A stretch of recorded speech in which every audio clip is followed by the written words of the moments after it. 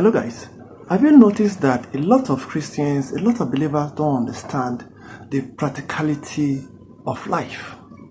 They pray, but they don't know how to watch.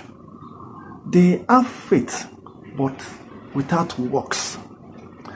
I was scrolling through social media and I saw a video by a man of God, a respected man of God. Let me just quickly play the video for you to see.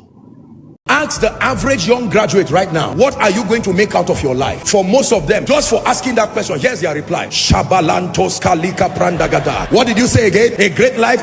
Let me tell you all the visions. When I was in 400 level and you are looking at him and they say, okay, now that you are done, I'm not downplaying your tongues. Where are you going from here? He said, I know God. I know how God lifted me. I know the grace upon my life. That same person, after 5 years, you will see him like a horse that has been tamed. He may not even be born again because he's angry, offended at the pastor who he believed deceived him on campus. There are many angry young men today because the propositions we have given them, even though it seemed to have come from God based on our theology, it's not produced victory in their lives. How many believers are still owing rent in church? How many believers do not have food to eat? And it seems to not be an issue for the pastor. And yet we demand that every Sunday members should show up, not online, on site, and they are not armed robbers. And you are trying to stop prostitution. Why wouldn't the lady be tempted to prostitute herself when she lives in Kubwa or lives in somewhere, you know, in Karu, and she's a worker in church and she must show up on Sunday? If not, you will be the first to persecute the lady and say she's not serious. Now she does not have any transport and you say God will do it. Listen carefully. I hope I'm provoking you.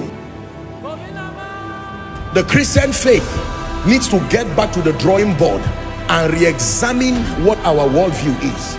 There are certain things, if I believed, I would have been a failure in life. They were brought forth by sincere people, but looking from hindsight, I thank God for giving me the stubbornness to have refused them, because those programmings would have brought me into a life of total failure. And you see, the dangerous thing about preachers is that as preachers, while we advocate this error, eventually we find the truth ourselves through growth. We repent quietly and readjust and start enjoying the blessings while leaving the people who were listening to our yesterday's sermon to be destroyed. We would have evolved and are making progress. Forgive ourselves for our ignorance and leave the thousands who have been misled by our pride.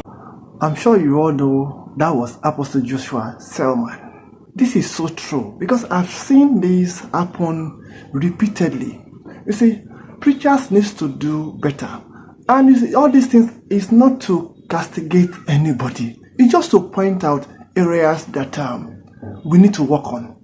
And somebody will not say, okay, why can't we just do this in a closed door? You and me know that we don't have any closed door conversation. Yes, we don't have any closed door conversation in churches.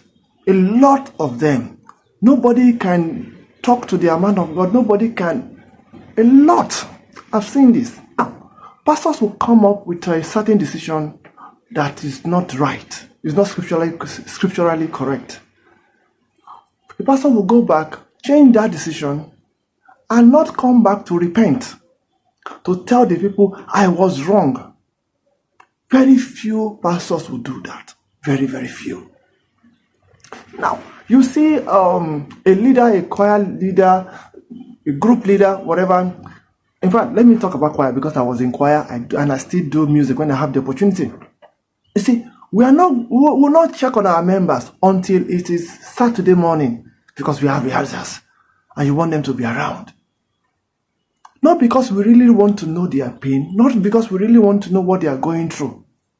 People don't have transport, so people don't even have food to eat. But our concern is just for them to be in church. You see, the thing, when you now look at it critically, it now looks as if you want them to be around just to validate your calling. So, yes, I'm called, that's why people are coming. Not because you genuinely care about them. So ultimately, it's for you, for your satisfaction, not for them. And that is not okay. That is not okay. We're supposed to care for the sheep, care for them. And when you are wrong, tell them you are wrong so that they can quickly correct those things you've taught them, for God's sake. I just hope you understand what I'm saying. And somebody will not start thinking, this guy is I just hope you understand.